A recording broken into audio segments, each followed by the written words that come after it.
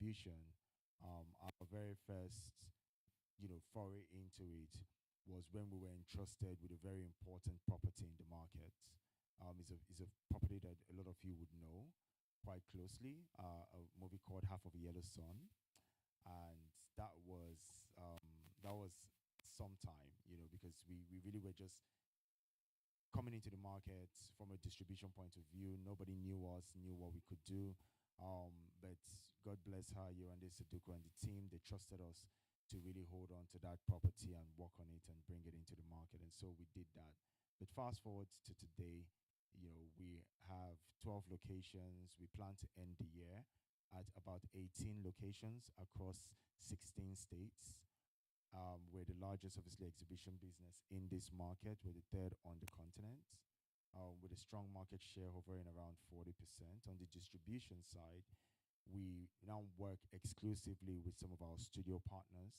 We exclusively are licensees for the Walt Disney Company, Sony Pictures, Warner Brothers, and with our partners out of South Africa, the Empire Entertainment, and of course some of the independent majors as well, like Lionsgate, and Beersma.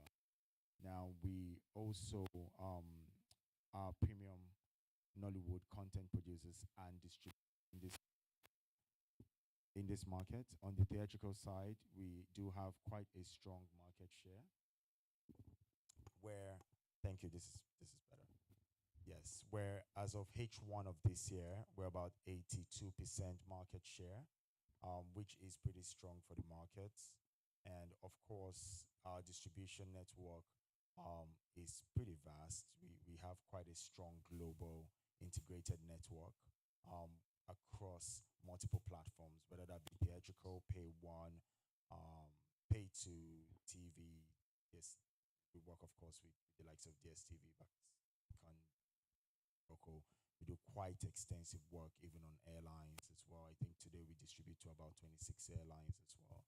So it's grown into what is quite a strong vertical machine that has become quite important to the industry. And so we look forward to platforms like this where we can listen as to how we can continue to obviously expand that infrastructure that the has spoken quite graciously about. But most importantly, is it gives us an opportunity to connect with stakeholders to amplify the journey and the story in which we're working with. I was just having a very amazing conversation outside with Sean out there from Film City. I'm sorry, about opportunities around how we can continue to integrate training into our people and the market. But back to our story, that's a summary of it. I don't like to go into the nitty-gritty of it. Ijoma feels very strongly that I should. Yes. But that's really a quick summary of it. Yeah, I think that's a very quick and fantastic summary. Thank you very much for, helping us and helping everyone in the room have that insight into your journey, how you started and where you are currently. Now we're just going to dive straight into the conversations, and I'm sure you have an idea of data, because the Nigerian film industry currently is supported by data by Comscore. And are you seeing a decline in the business of cinema in Nigeria? Why would you be investing in expanding and 12 locations at the moment and closing the year at 18? That is very ambitious. So I'm kind of a bit worried. Like, do you think it's the right decision in the right direction? And why are you taking those steps to expand, except, especially at this time, there's a lot of things happening with the economy locally? So I mean, so certainly yes, I think it's the best decision that we could make, and I will tell you exactly why. And I think that that's one of the things that I think that's one of the things that we need to do a better job at in terms of just correcting the narrative about the decline on admission. So if you fast forward, so let's go back to COVID, right? And I think that usually that is a reference point for decline in admissions. COVID did a number on the theatrical market, right? Globally. Now we have seen that our rebound in Nigeria has been significantly stronger than in most markets, primarily because of our local content, right? Our local content is pretty strong. pre-COVID, when we looked at the box office split between Hollywood and Nollywood, Hollywood hovered around 65 to 70% of the market. Nigerian local content in the theatrical market was about 30%. At the end of H1 this year, Hollywood was 48%, and Nollywood, for the first time, crossed 50% of the market. Now, I don't expect that that's going to end that way, but our expectation is that Nollywood ends at over 40% full year. But it was an interesting start that I would share.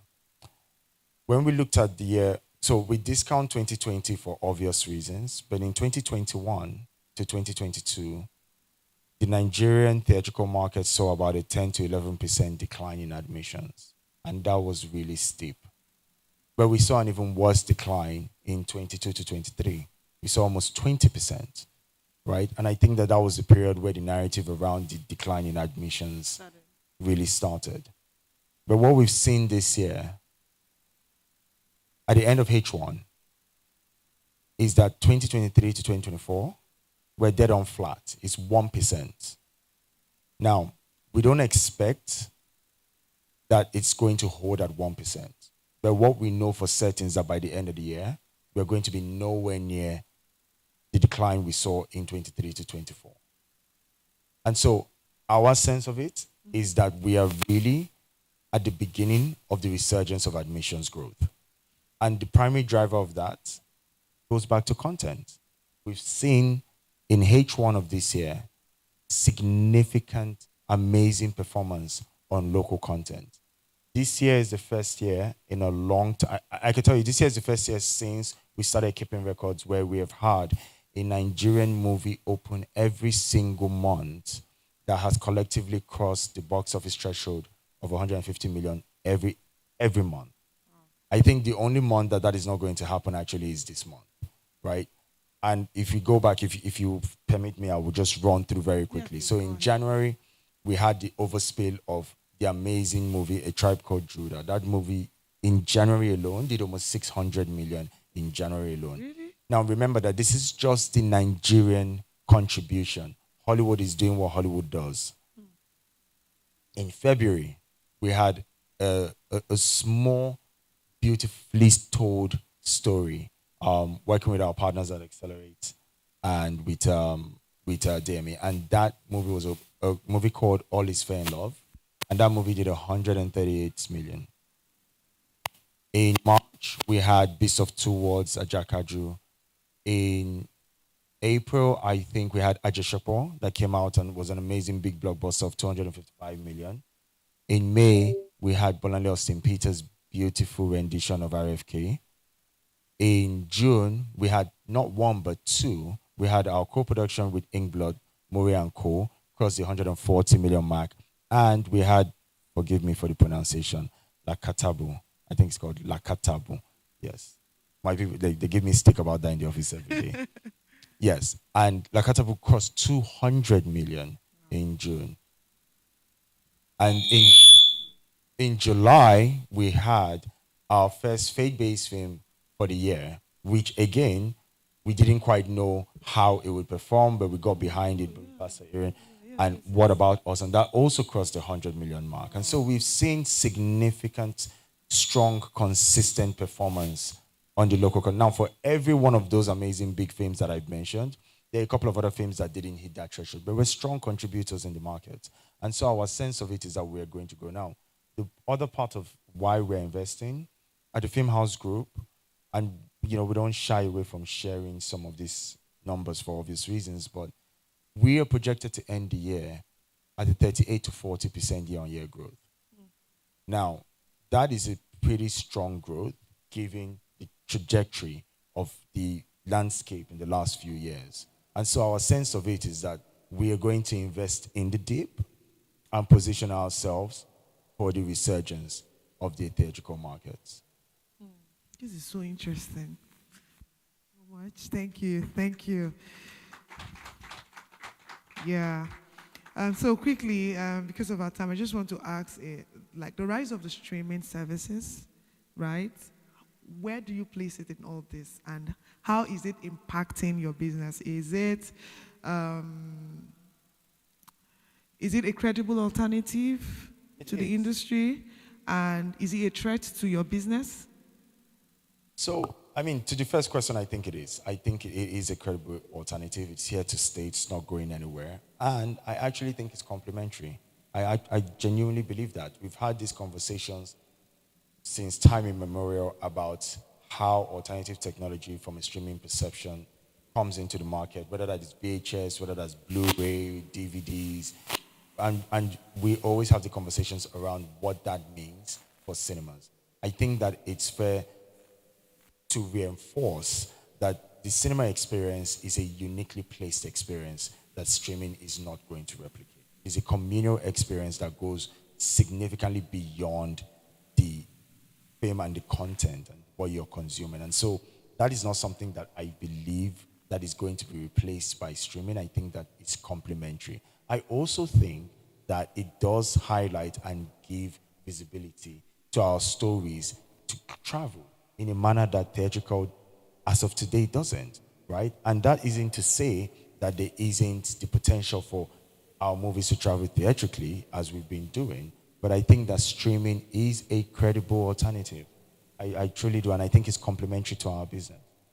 Okay, so it's a credible alternative and it's complementary. However, if you look at it from the economic angle, right? A lot of people will rather sit at home and wait for a film to come to Netflix than go and sit down and pay 7,000 for a ticket. Yes. So, in that sense, right? Have you seen a cannibalization of your business? That is really what I want to understand because, like you rightly said, these conversations we've had it over and over again. But it's interesting for me because you are expanding. Yes. That's where I'm trying to really understand how you are able to do that with the growth of the streaming services. They also have their own challenges, by the way. But why do you think that there is still something that is untapped in the theoretical space? So look at Drama, we're bullish. Yeah. And whilst I don't encourage irresponsible, expansion, we are generally a data-driven organization. And so we're just following what the numbers are telling us. Okay. And the numbers tell us very clearly that the opportunity in the theatrical market is here to stay. From a cannibalization point of view, that is a real thing. It exists. But our sense of it is that it is on us to innovate, right? It is on us to innovate. It is on us to adapt and to ensure that we are designing a business that coexists in a universe where streaming is a credible alternative. Remember, we are a strong participant on the streaming side. For some of you who know, we're one of the largest suppliers of content to the platforms as well. So some would argue that, are you not cannibalizing your existing business? Well, 40% growth says no, we're not. So we view it from a place where, as long as, I think the responsibility that we have as an organization is to ensure that we're feeding both pipelines with strong stories and strong content that allows for it to continue to be credible. Interesting. So, do you see the role of innovation, right, and collaboration, like you talked about, being a major supplier to the streaming services? Yeah. So, innovation, it's in terms of being innovative and in terms of also collaborating. How do you see this shaping the future of our industry? So the two folds to that question. So on the one hand, specifically from an innovation point of view, cinemas, obviously, we have to innovate. We have to ensure that, and we've seen it for us particularly, right? So of the 40% growth that we're projecting, over 50% of that is driven by the premium formats in our cinemas. So whether that is MX4D, that is IMAX, that is 3D, we've seen that with technology, people are opting to come out for a more visceral and immersive experience when it comes to cinemas. And so when we think through our expansion, we're thinking through not just another box and a screen, we're thinking through how we are differentiating ourselves from the market in a manner that when people are deciding to go to the movies, they are deciding to come to our movie theaters. When you talked about collaboration, I will say this here, and I've said it in private rooms, and I'll say it here. The biggest threat, in my opinion, outside of the economic realities of Nigeria, because that is a real thing and we can't ignore that, there is significant pressure on the disposable income of the average Nigerian in the market. And so when we think about the ability to afford our services, that is a real thing. But I will say this, just as much as that is a challenge, one of the biggest challenges is our ability to work together as stakeholders. Because when you think through the challenges that we have to deal with, whether that is within the distribution network, whether that distribution collective and association, or whether that is the exhibition collective and association, our ability to work together is going to be the differentiating factor in this market. I honestly think that that has very little to do with the audience. That has to do with the men and women who are driving the industry, being able to come together, work together, and ensure that we are putting out products and markets in a manner that is value additive for the sector.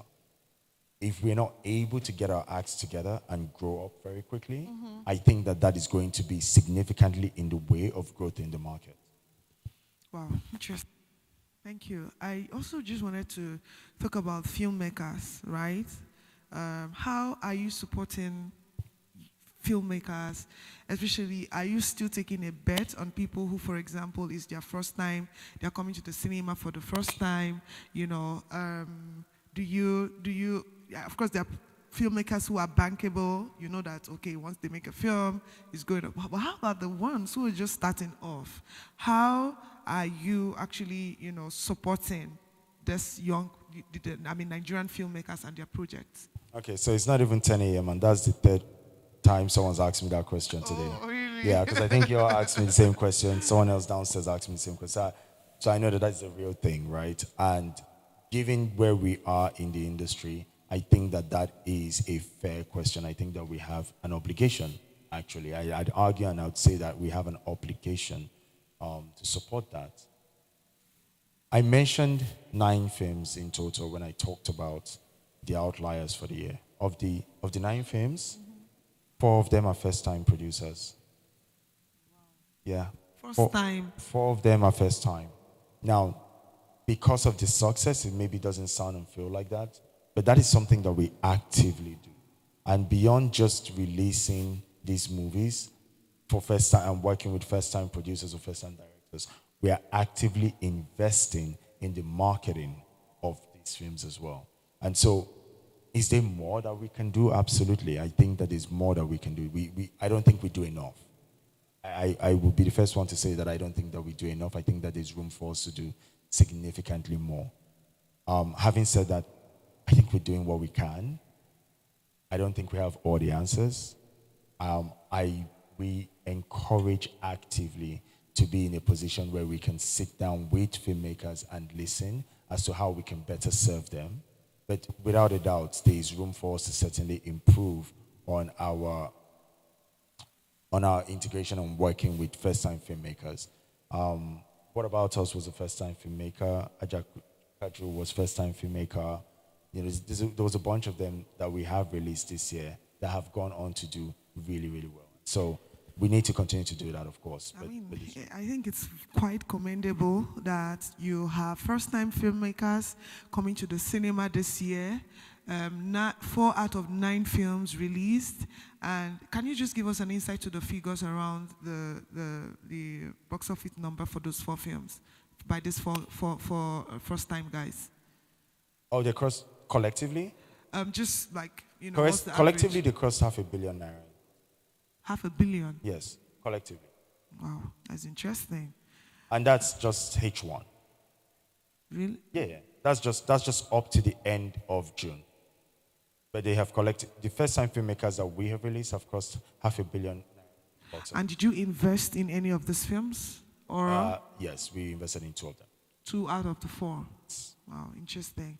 And just one more question before we take one or two questions from the audience is, in terms of, still talking about supporting filmmakers, I know that P&A is one huge area where they struggle because, producers, they think that their production budget ends in going to location, Yes. right? And after that, that's it. So are the marketing investments you're making into those films, are they recoupable? So we run two models. We run two models. We run a model where our marketing investments are recoupable, and we run a model where it is not, and it goes into the film as part of its economic rights that we exploit over time. And so we take a view. So depending on our sense of the commercial trajectory of any property, and every property is different. And so the way that we would operate is that if we work with you to constitute a P&A that works for your picture, we will invest in it. As long as we are having to manage the rights, we will invest the P&A in it. And sometimes we would recoup that of the first window, or we will recoup it across the multiple windows. Just take a view of that based on every individual. But we do run both models. Okay, and which one would you consider, more supportive for young and emerging filmmakers? Oh, that we invest in the P&A. Of course, that's what I wanted to hear. Yeah, no, absolutely. Because I mean, it's a struggle enough to just have the film made, even if you're able to make the film made. And so to give it a chance, competing with a lot of the titles that are on the list, you want to be able to invest in P&A. And I also think it's for my team, and I'll say this, it's you're more vested. So if we're in a position where we're investing in the P&A and we're investing in the marketing, then we're more vested to make sure it's a success. Okay, just for the benefit of those who just walked into the room, Your Excellency, we have the Minister of Culture and Tourism from Ghana. It's such an honor to have you here. Thank you. And this is our first conversation for the day. This is the group CEO of the Film House Group.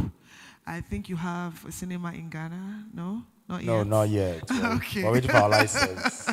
Minister is like, why? We're waiting What are you for the land. Once we get the land. Okay. But I mean, Ghana and I see Juliet there as well. How you doing? Look, Ghana holds a very special place in our evolution. We already do quite a considerable amount of business in Ghana. Can you let us know a bit? Yes. No, just from a supply point of view, so Okay. we do supply content extensively to the theatrical market in Ghana and some non-theatrical. And I was sharing with some colleagues earlier on today that how often I'm in Ghana. I think last year we were in Ghana maybe 9 times, something ridiculous. Because we're actively looking to expand our infrastructure and our physical infrastructure.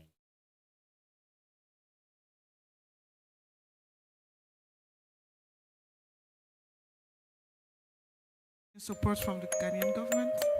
Ladies and gentlemen, you think you've seen it all. You think you've heard it all. Just hand us through that process. So during this trip, of course, we plan to continue to deepen those relationships and figure out how we can have a very intentional relationship. But Accra is something that is very close to our heart. I'll put it out here. It's not as much confidential. Like, we've literally, I think I signed. We're obviously exclusive partners. Can I go? Yes. For most people who know, we're the exclusive partners for IMAX in this market. And we've closed out on our IMAX partnership in Accra, actually. So the plan is to introduce an IMAX into Accra in the near future. Oh, wow. That's really, really interesting. I was, waiting to hear you say that, part of our expansion for the end of the day is to have one cinema in Accra. No, my PR people will hate me for Oh, gosh. my PR people will hate me for sharing it Yes. here this way. But no, we are. I think that when you look at, and again, like I said, it's a market that I have personally been very close to, and I've struggled to wrap my head as to why we haven't done more in that market. And so for the last 18 months, 12, 18 months, we've been actively doing the work of getting ready to really go in there with some infrastructure. But Nigeria, of course, there's work. The market here is still quite vast. And so we need to be able to work and chew gum at the same time whilst working in Nigeria. Okay, so currently at 12 locations in Nigeria and looking at expanding, closing the year at 18 locations in Nigeria. You have actually 18, right? Maybe more. Oh, okay. So, and you've helped us this morning to understand why you're investing and how many screens stood up, by the way? And you say you have 82% market share No, so we have 82% market share on the distribution on the side. distribution side, Yes, okay? and we about 35% market share on the theatrical, on the cinema side. On the cinema side. And now you're also telling us that local content has closed up with Hollywood for the first time. Yes, I mean, there've been different seasons, whether if you go back to 2018, 2019, there've been pockets where we have seen that happen. But since COVID, this is the closest that we have seen it How many in percent a long again? time. So as of H1, and I know it's moved a bit of a doubt, but as of H1, it was about 52 to 48% in favor of Nollywood was 48%, Nollywood of 48 and then Hollywood 52. Thing. which is one of the strongest. I think the only guys who come close to that outside of the US is Korea, Yeah, in, maybe. Indonesia. There's very limited markets that can boast of quite a strong local market. Yeah, and When you think about the recovery yeah. of the cinema business and the cinema, just the theatrical markets in many different territories, the primary driver of it has been how strong is your local content. And we are blessed in this country to have an extremely powerful local market. So just again to summarize this session, we started this year with he was telling us that Tribe of Judah, which is a Nigerian film, grossed 1 billion, 1.4 billion, in box office. And in January alone, did 600 million, right? And that's the highest grossing Nigerian film of all time. And since this year, Nigerian films, 9 of them, right? Yes, we've had every single month consistently. We have seen Nigerian content lead on the month. I think barring Bad Boys and Deadpool, we've had Nigerian content literally lead the Leading charge. box office. Oh, wow. Seeing that the admissions correction has started. And that is why we are very bullish. Admission Very- correction? Like Yes. picking up. Yes, so exactly, right? We've seen a year-on-year decline in admissions, obviously from COVID, and we are so confident that we are going to see as close to a flat admissions trajectory for this year versus next year, where we are going to lose at best 2 to 3%. Oh, thank you. Can we just take one question because our time is up? Question for him? Any question? Okay, so thank you so much. This is more of, an economics class that we had this morning. It's so much data sharing. Sorry, question? Okay. Please, can we get high mic?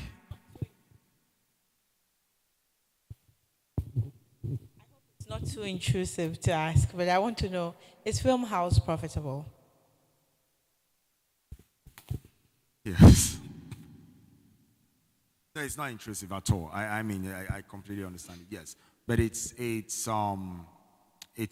a profitable business that, and I think, look, I'm very mindful of time. I think one of the things that we have been blessed with is something that I think that the industry needs to see more, which is just the institutionalization of our organization. I think that when you look at our journey very early, very, very early, we started working with financial institutions that forced, like we said, we raised money from BOI. We discharged that. We raised another one. This year alone, I think we've had like 2 facilities that we have discharged completely. We've also had private equity in our business. We have been able to solve for an exit, which is something that doesn't always happen in this market, especially in this industry. So it's an exitable business. And that in of itself has ensured that there is a structuring of our business that leads to whether that be corporate governance. And in our business, we take corporate governance very seriously. very, very seriously amongst just the institutionalization of the business. And so, yes, it's profitable, but beyond it being profitable, it really has outgrown its 7-Eleven status. It's a establishment in a manner of most organizations that are global. Thank you. Okay, one more question. One question, please. Can you get a mic?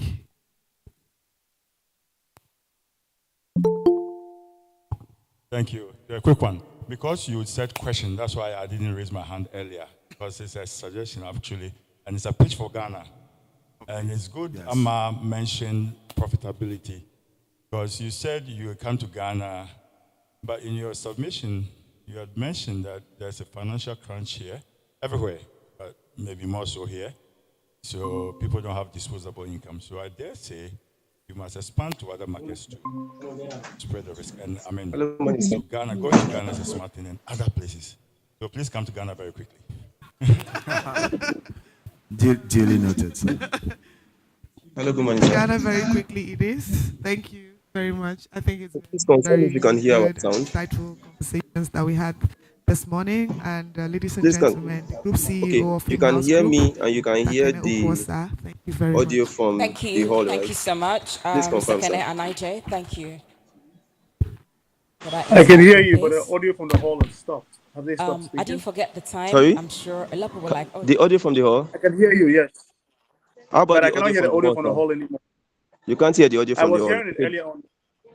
No, I was okay, hearing it when you started, but it's off now.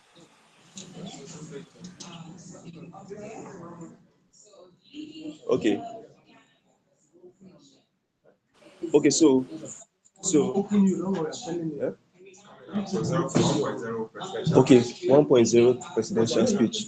Please, hold on. See, the person coming up now, 1.0 for presidential speech. The Ghana, 1.0 presidential speech. Presidential speech. Ghana, yes, Ghana. Ghana. 1.0, yeah. Please play. Ghana is a beautiful country. Audio. There is so much of it you probably haven't seen, haven't Audio. experienced, Yes. haven't touched, There's no haven't president. felt, haven't Okay, eaten. when it's done. Please Let hold us on. discover our land again with new eyes. Take the Let's camera to you. feel each other again. We are one people. Unfortunately, you kept me by the airport and did not take me into town so I can explore the city later in the evening. But our gathering here today is a testament to the robust creative spirit Yes, of our sir. continent. Please can you stay close to signal me when it's about to finish? Thank you. Thanks to the organizers for bringing us together in Lagos, a city Hello, that please, I'm so sorry for the resonates delay. with the Hello, sir. vibrant hub of Hello, can you Africa's hear me, sir? creative industry. I can hear you, but I can't hear the speaker Today we anymore. convene not just You can't hear as the speaker. representatives of our individual Okay, countries, so but as Please on mute. custodians of a shared The speaker is cultural on mute. heritage. so Heritage that has the power to transcend borders, influence okay, just a global minute, sir. narratives, So we need to and confirm two foster things unity now. The across first our one, great eh, continent.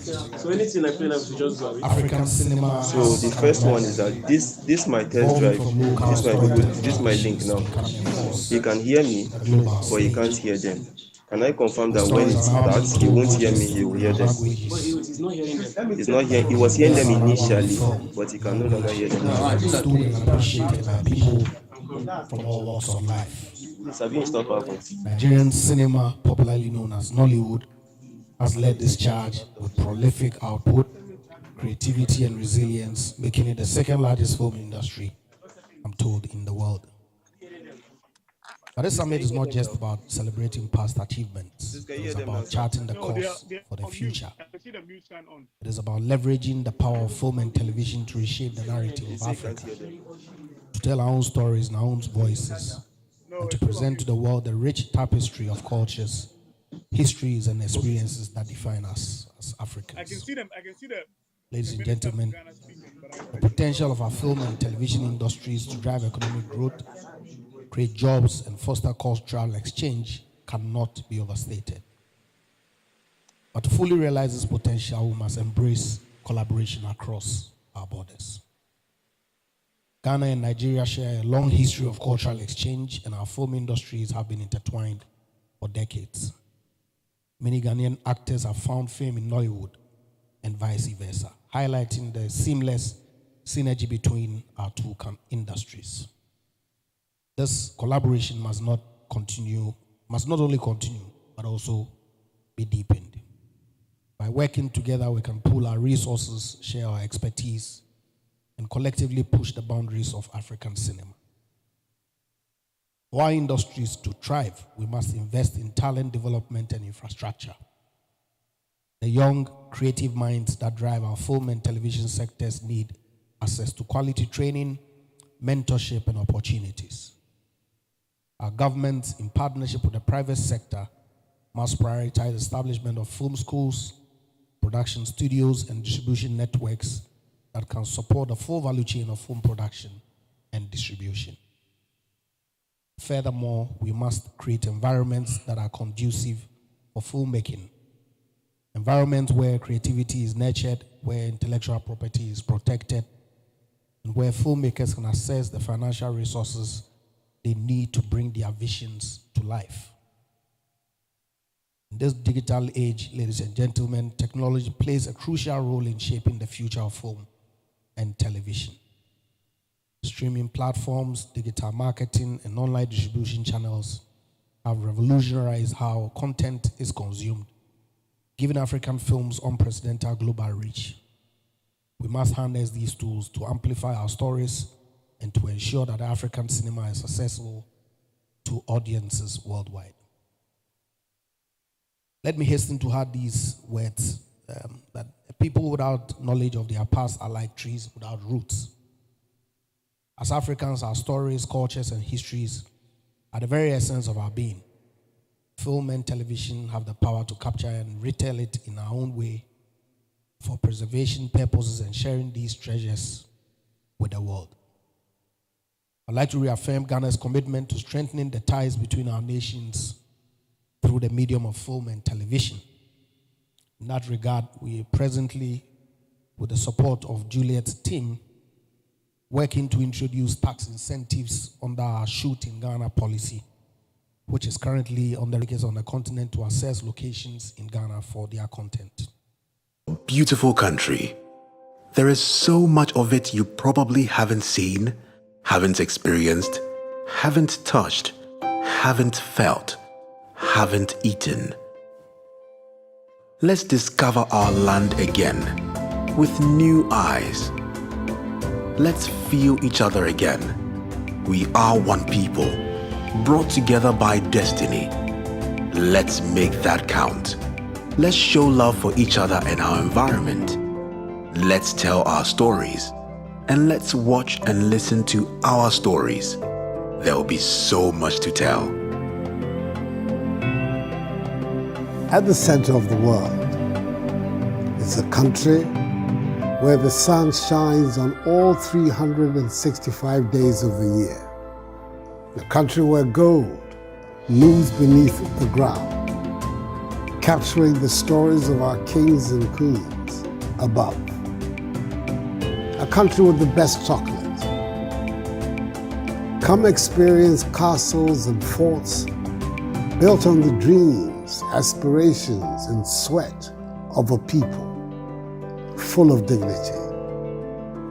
Beneath the deep blue skies, follow the stars and let them take you on a journey of our people to the ends of the world through our rich culture, through film. The Black Star is calling, Akwaba. I am Nana Adodankwa Akufo-Addo, and I'm the humble but proud president of the country at the center of the world, Ghana.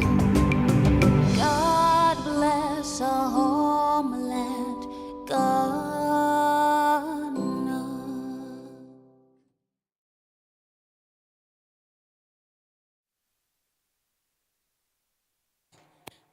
Sorry, to avoid the confusion, please, the agenda is online. You can get it at agenda.nifsummit.com. So that's what I'm using. So just pick up your phone, and just follow up. So you can see, so for every speaker, the profile is there as well.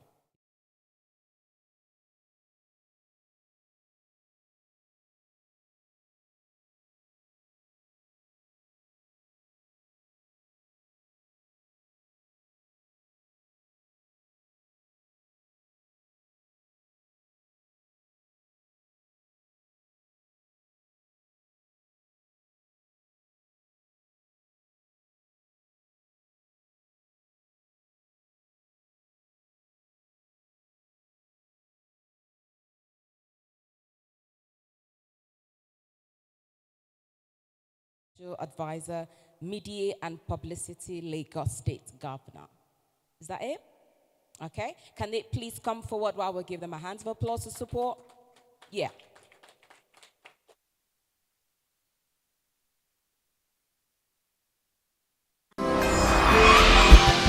African Cinema Summit is started with a dream, and if you have a dream, you need someone to believe in that dream. You need a people to buy into that dream. We had this dream, we were planning all of this, but serious work really started barely 5-6 months ago. And oh my God, we are here today, and we should be proud that we've done it. Africa did it. Victory! For the first time, an African Cinema Summit focused on Africa. Hey girl, give me infection. In fact, I have just the thing for you. Okay, sir.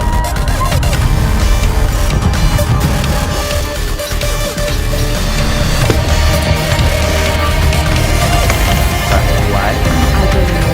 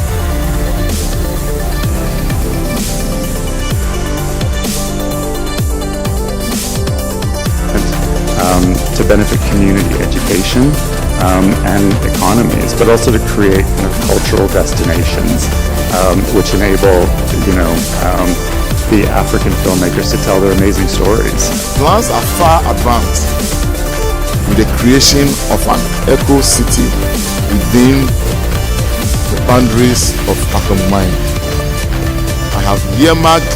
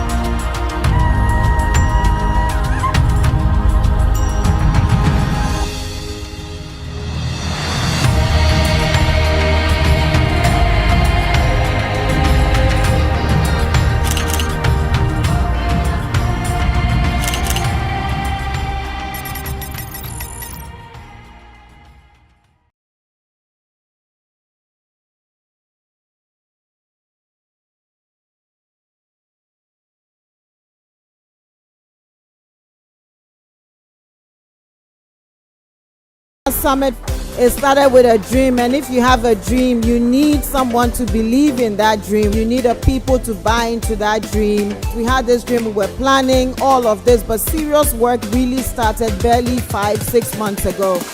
And oh my God, we are here today, and we should be proud that we've done it. Africa did it. For the first time, an African Cinema Summit focused on Africa, happening in Africa by Africans. We've built our table and we are calling the rest of the world to come sit with us at this table. Africa Cinema Summit is here to stay. We need to strengthen our copyright laws to protect our artists and assist them with marketing. There is a large market around this world which appreciates African films. We need to work to ensure that our actors, actresses, and filmmakers reap the benefits of this market. Our continent's balance of payments will also benefit. The African film industry can also clearly benefit from targeted state support, which will improve the lives of the members of the industry, as well as the fortunes of our respective nations. We must also prioritize gender equality in the film industry, promoting and supporting the work of our talented women and filmmakers. The African film sector is still largely on top, 5 billion out of 90 billion, and really not telling a unified story. We have huge investment opportunities. The value chain for film is huge. I want to encourage everybody to work together, to collaborate, to encourage more cinema development, to benefit community education and economies, but also to create kind of cultural destinations which enable, the African filmmakers to tell their amazing stories. Plans are far advanced with the creation of an eco-city within the boundaries of Akwem Mine. I have earmarked various parcels of land to support the film industry, and more importantly, especially the creation of a film studio.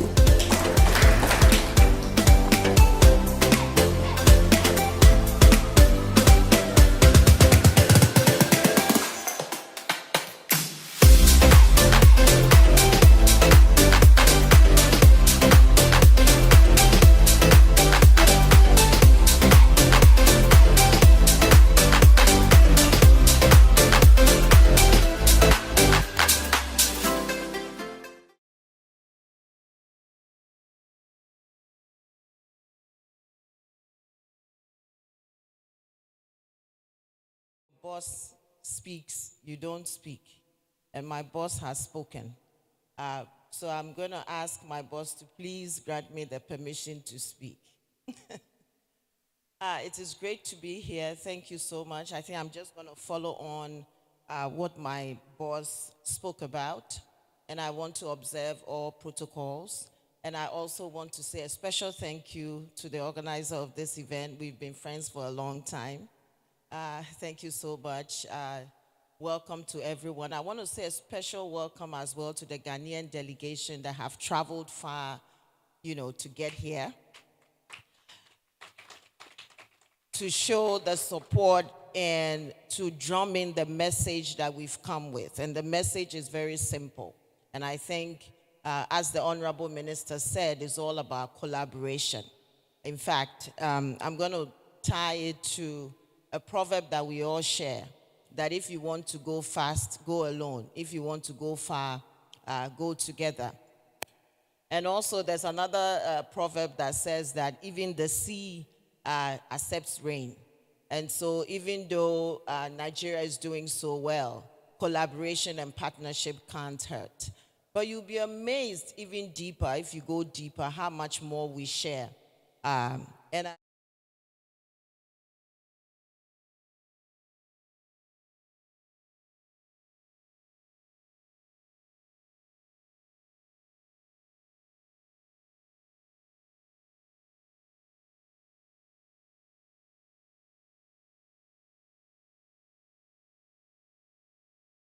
That we are trying to push, But let me just, first of all, talk about some of the similarities that I found online.